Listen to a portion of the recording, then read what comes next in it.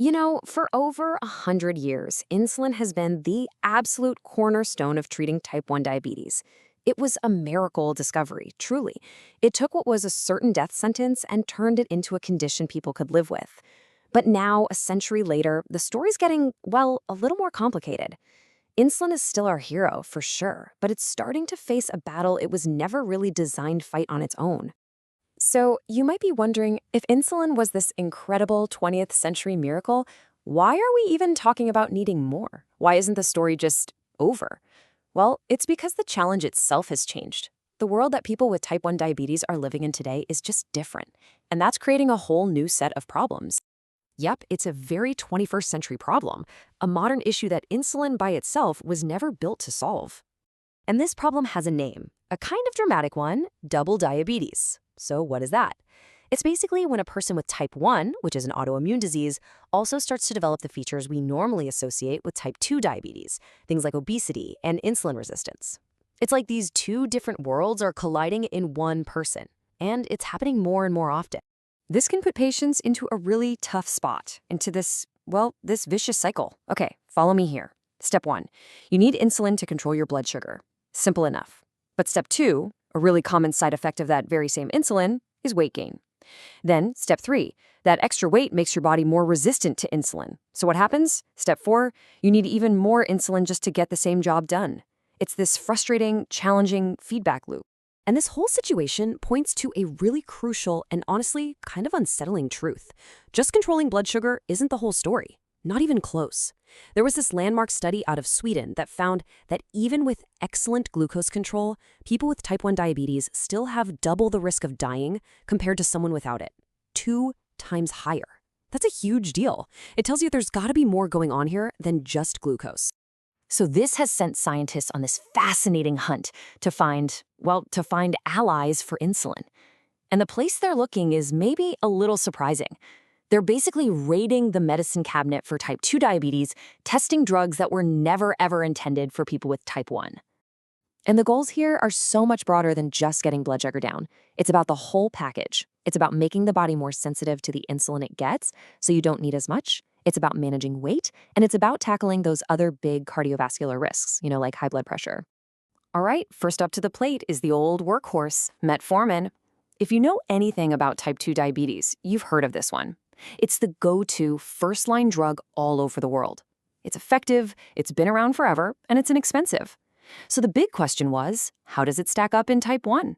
Well, the results were interesting, kind of a mixed bag, really.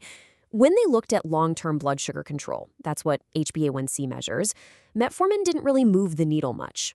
But it did help patients lose a significant amount of weight. It also let them reduce their insulin dose a little bit and even helped with their bad LDL cholesterol. The main drawback, of course, which many people know, is that it can be pretty rough on the stomach. Next, we've got a class of drugs that you've probably seen all over the news lately for weight loss, the GLP-1 receptor agonists. The way these work is pretty cool. They basically mimic these natural hormones in your gut that slow down digestion and send a powerful signal to your brain that says, hey, we're full down here. And in the adjunct trials, the results were really powerful.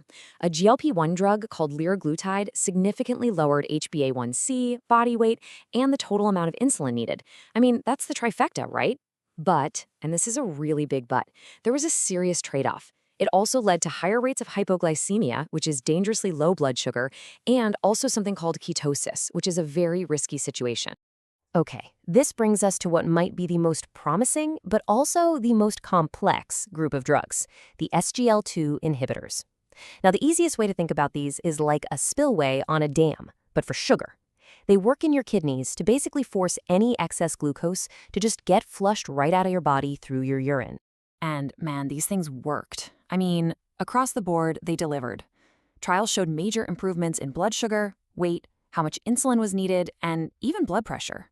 It sounds like a total home run. But this incredible potential comes with a massive red flag, a significantly higher risk of something called diabetic ketoacidosis, or DKA, which is a life-threatening medical emergency. And this right here, this is the core dilemma. It's like you have a scale. On one side, you're piling on all these incredible benefits: better glucose control, weight loss, lower blood pressure. But on the other side, you've got this one giant, incredibly serious risk.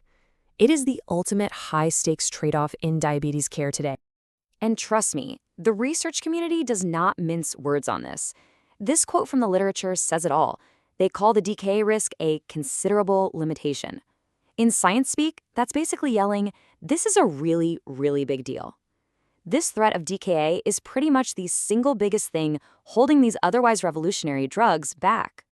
So after all of that, where does this leave us? I mean, are we standing on the edge of a completely new way of thinking about how we treat type 1 diabetes?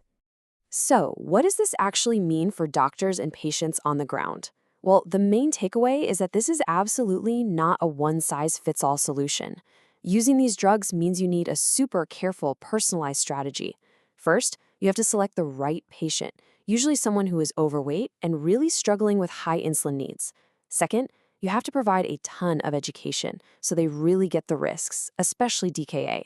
And finally, the therapy has to be completely individualized, tailored to that one specific person.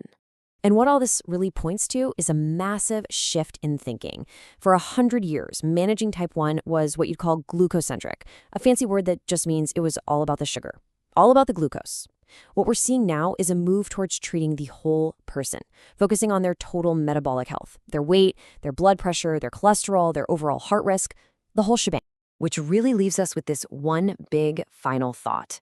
We are moving into an era where managing type 1 diabetes is no longer just about insulin and glucose readings. It's becoming about a holistic approach to a person's entire well-being. And that shift from just managing sugar to managing total health, that's not just a small step. It's the biggest change in the treatment of type 1 diabetes we've seen in a century.